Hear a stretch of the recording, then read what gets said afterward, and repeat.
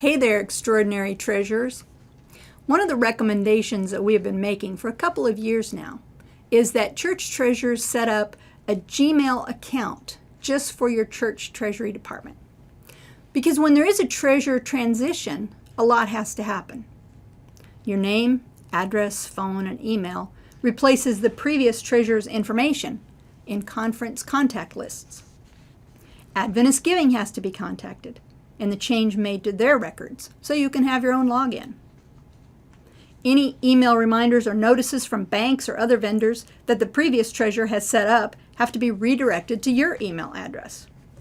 You'll also start receiving an email called Treasurer Tips from 1 to 3 times a week from me, giving you information on upcoming events, instructions on more difficult tasks, and just helpful reminders in general.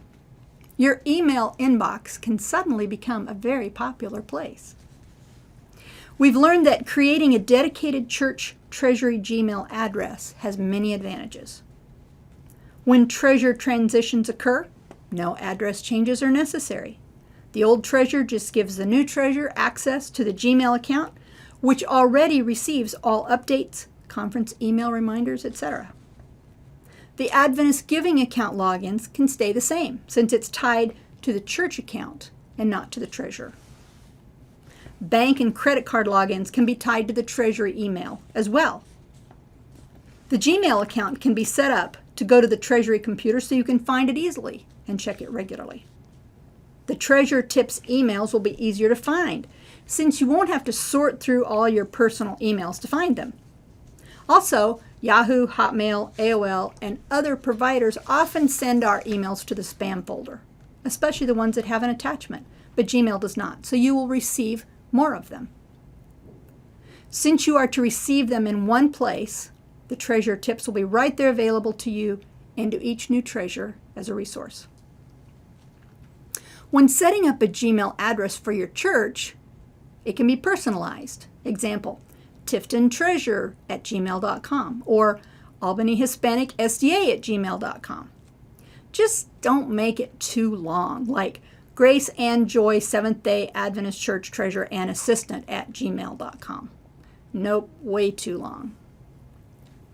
One more security issue has to do with historic church records.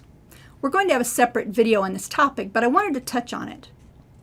If your church has its own building, the church records from previous years should be stored at the church. A new treasurer needs to have the current year's records in their possession, but they should not have to find a place in their house for boxes and boxes of old records. Not only is that inconvenient, but it's a hazard. Worst case scenario, fire, flood, sudden disability, or even death of the treasurer.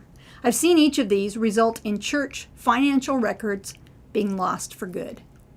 These are legal documents and need to be protected. So in the video to come later, we'll have suggestions for handling various church scenarios. That's it for this topic. Thanks for hanging in there. I hope you learned some helpful information. Our next topic is bringing clarity to church finance. Your brain needs this topic, and so does your church board. So keep watching.